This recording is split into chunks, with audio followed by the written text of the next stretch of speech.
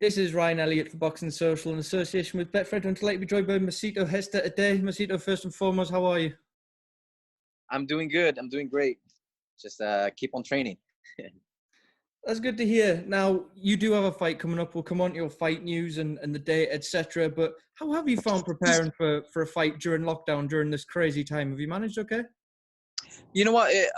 I did. I know there's a lockdown. There's this COVID thing going on, but I think that's not the excuse. You can still do a lot of stuff, even though you're only at home, because you can still use your garage or stuff. You can do a lot of stuff. So what we've been doing with me and my team, they're a really big help too, and especially my conditioning coach. We've been doing a video workout, and that's how I keep myself busy and in shape. And so whenever I'm ready for my camp, I'll be ready. So right now I'm in my camp and I'm all good. It's interesting that you said no excuses and you've been ready, sort of waiting for this date. Do you think a time like this where it would be easy for fighters to take a bit of time off, separates those that really want it from those that are maybe a bit more happy to take that backseat and just wait it out? Yeah, I think so. I think that's also a good thing to think about it. And there's no no other things really to do but to focus on getting in shape and getting prepared. So let's talk about your fight. July 24th, you're back in the ring against Hector Tanajara. How happy you have that finalized, concrete, a date actually right there in front of you now, first and foremost? I feel great. I feel blessed that another fight. Every fight is a blessing, and of course you need to. This is my job. This is our job as a fighter, that to be prepared, because fight could happen anytime, and all you need to do is just prepared, because that's what we do for a living, and that's what we do. My full-time job. So I'm very blessed and happy to have this fight. Hector's a fighter on the rise. He's 19-0. He's made no secret of his ambitions. He's called out a lot of big names at 135. How much have you seen of him, and what do you make of him as a fighter as well? No, he's a decent fighter. He's good. He's good. Upcoming fighter, a prospect, and that's how it is. To get there, because the next step is to fight the bigger names and good fighters to step up. But for me right now, my advantage is I think I have the experience. I know he's a tall fighter, but I've been fighting taller guys on my previous fight, because I'm not as tall in my weight division, but I'm comfortable actually fighting taller fighters. That's good. Have you seen anything? I know you mentioned the experience there, but have you seen anything in Hector that you could potentially exploit, or any flaws in there when you've watched him at all? Yes, we've been studying. We saw some of his videos of fight, and me and Marvin Zamudio were talking about it. And definitely we have a plan, and we're prepared. We've been studying like we should supposed to, and every fighters do. And I'm pretty sure he's doing the same thing towards my fights. But we're just ready for this, and prepare for this fight coming up. It's exciting times to be a lightweight. There's a lot of great young lightweights coming through. We've got the likes of Ryan Garcia, Devin Haney. Hector's someone, as I said, that wants to put himself right up there. What would a win do for your career right now in terms of catapulting you into a huge fight?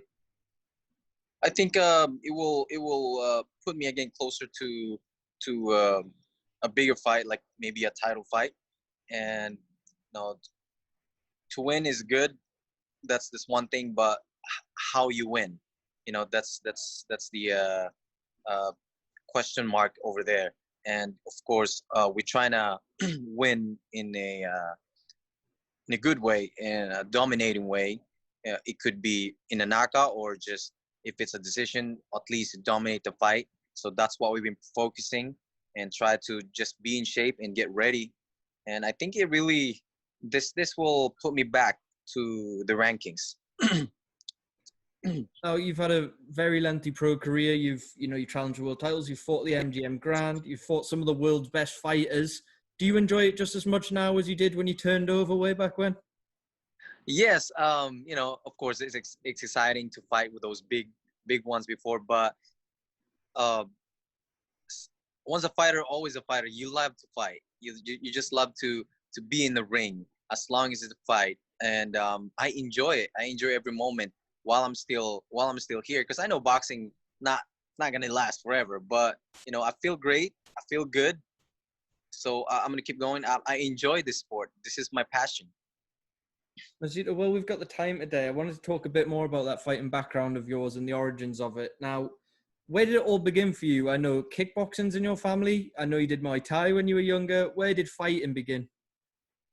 The fight begins with my dad, um, because my dad is he's actually a amateur boxer when he was a kid, but then the family when he's tried to turn to pro, he's actually just 14. Some coaches says, you know what, this kid he has potential to be pro, but then when the parents found out that he's been joining this amateur academy, they didn't let him go, because my dad, he says he was a little chubby when he was a kid and he'll lose a lot of weight, and so they stop him. They don't want him to go to pro or be a boxer. So, and then he gets older, so and he saw kickboxing. Of course, the parents can't stop anymore.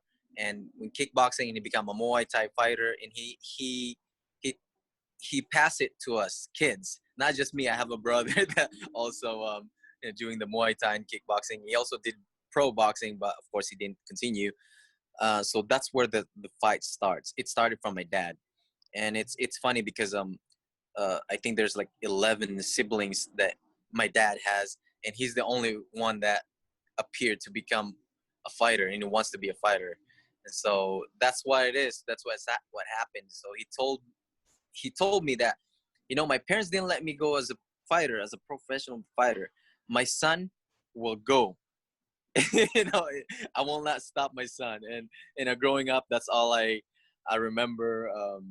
Being trained with my dad, and which is good because look, it brought me into a not just in a in a better way, but in a better future. It sounds very much then that fighting was the destiny, with your father and then your brother as well. How competitive was that household when you were younger? Oh, very competitive. My dad, he is he's kind of strict growing up. You know, every time I did something, a mistake when the sparring, he will tell me, "Don't do this, don't do that," and it just sank into my brain, to my mind that okay, I need to be competitive because I need to show my dad that I did it. Because in the end, if we did what he says, it makes him happy, and it makes him happy, and it's all good. But yeah, I remember growing up, just going out, calling kids. My dad would call kids. Can you spar my kid? Can you spar my son? And it's very competitive. And until like I grew up, I've learned a lot, and I owe a lot from my dad. I started from my dad. Now, you turned professional very young in the Philippines. You amassed a few fights. And then 2007, you make a US debut. You come over stateside. What was that process like for you going over there and settling in America and sort of making your living from there? Yes. At first, I came here just to fight. I never intend to maybe stay here or be here. I just want to fight. But when I stayed here and talking to my parents, they said, you know what, I think you have a better future if you stay there. Plus the fight makes more than the Philippines, the money wise. So, for me, I need to take that sacrifice just for my family to help them. And now in 2012, I have a chance to bring them here, and they love it. And I give them a better future now that they're here. It's a land of opportunity, and they're over here. And my mom's actually even working now, and my dad's working as well, and he can be in my corner if I need to. So, it brings a lot of opportunity to me that I'm here right now. When you're in these big fights, when you're fighting at the MGM Grand, when you're fighting for world titles, not only as a matter of pride for yourself, how did that make you feel emotionally, knowing that after everything your father had wanted you to be, you were here? How does that feel for you? It feels great. I feel like I've accomplished some of my dad's dream, and I know I'm doing this also because I love it, but also most of it is from my dad. Growing up in the Philippines, the culture that we have is tight, and we always respect parents, elderly people, and knowing that I did this for him, seeing him how happy he is. I feel I feel happy and proud as well, and I know my dad is proud as well. But I still need to really win that world championship, and once I get that one, that's it. I'm good. I don't have to prove really anything to my dad. That okay, Dad, I'm here. I became world champion now, and from there we'll keep going. We'll keep going until like I still feel good. I still feel strong. But whatever it is, whatever happened in my career, in my boxing career, it's not. I'm not gonna say I'm gonna be this. I'm gonna be that. I'm gonna take little by little, but of course, work hard, dedication, and because like I've said, I'm blessed enough already just to be here and brought my family here and I have my own car, I have my own place, So I'm like, oh, this is a blessing. But of course, I still need to get that hunger to get that title, that world championship. Now, you've had many fights. You've been fighting as a professional for an incredibly long time as well. You're still here taking on guys at the top level. From the sounds of things, your father wouldn't have it any other way. It sounds like you're always in shape. You're always in the gym. Do you think that mindset has prolonged your career longer than perhaps if you've blown up between camps or enjoyed other lifestyles away from the ring? I think so. I think so. I will. I think so. I think it will, as long as you keep, being in shape. I mean, it's not bad to have a, a, um, a rest off a day, but but trying to make sure that, of course, you still kind of like active a little bit. Because even if I'm off season, I like to bike. I like biking. I go like that. I don't really run. I try to save my knee. I don't have no problem with my knee. So that pretty much I try to think in the wise way, to make myself in shape and keep going, and it will last on in this in this career. And I hope that I get my dad's gene, because my dad is 57 and he still spars with me, so he's still giving me a beating. So I'm like, oh man, this old man. But yeah, hopefully I'll get his gene. Yeah. Fingers crossed for you. Now, Mercito, I Yeah. just want to ask you about a few things away from yourself. I'm appreciative of your time. One person I want to get your thoughts on, a national icon in your country, someone you've shared a bill with as well, Manny Pacquiao. If you can, try and sum up for me just how big an influence he is in the Philippines and how much he's done as well. He's a big influence. When Manny before Manny, we have a couple of fighters before Manny, like Jerry Peñalosa, that went up also, but Manny's the one that continues. You thought that he's there already, that's it, but he still keeps going up. And I think that influence, not just to see them, but mentality wise, a lot of our fighters and Filipino fighters, when before when when they were fighting outside of our country, it's okay for them to think, if I lose, it's okay because I fought outside the country, I made it. But now it's different. They think about Pacquiao, if I fight in outside country, I need to win. Don't think about losing it. And Manny really influenced a lot of us, including me, and also the other fighters, to when you fight out there, think that you're the best. Fight with all your heart, and you know, uh, and try to win it. And that's how Manny influenced a lot of us. Now, you mentioned your dad's evergreen and still sparring. Manny Pacquiao's 41 and he's still a world champion. So I'm not sure what's going on out there in the Philippines. But look, Manny is still there at 147. Do you think he still has it in him to compete with the likes of Errol Spence or Terence Crawford?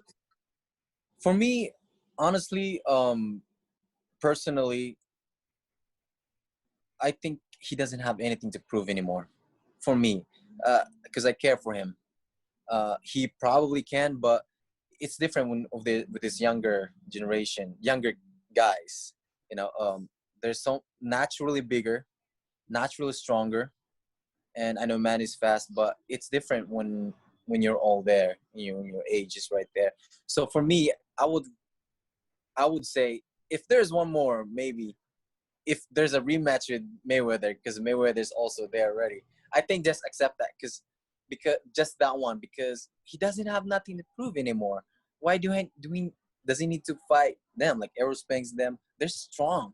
They're young. Even though probably he will last to the end of the round, but the impact that he will probably take versus the impact that the younger one will take, they can recover quickly compared to probably him, because of course naturally when you get age it's different.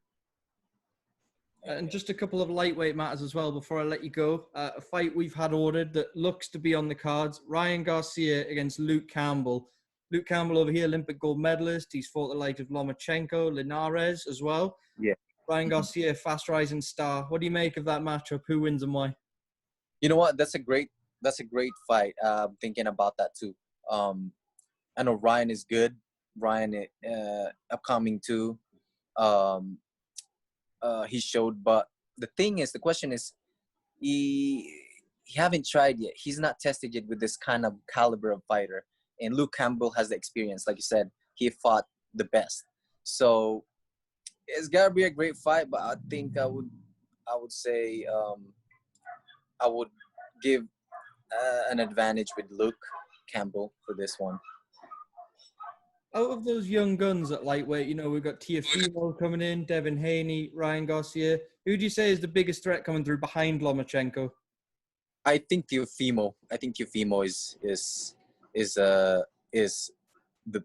the real deal in there. If those three, that's one. And I've seen it, and if between the three of them, I think the number one is Teofimo for me, except Lomachenko. Yeah. With that said, do you think Teofimo's capable of troubling Lomachenko? We do expect that fight in September, I think it's going to be. I believe so. I think that's not gonna be an easy fight for Lomachenko. I believe so. Teofimo can move kind of like Lomachenko as well. He has some power, so it's gonna be a great fight. I don't know really what's the outcome, but that definitely is not gonna be easy fight for Lomachenko.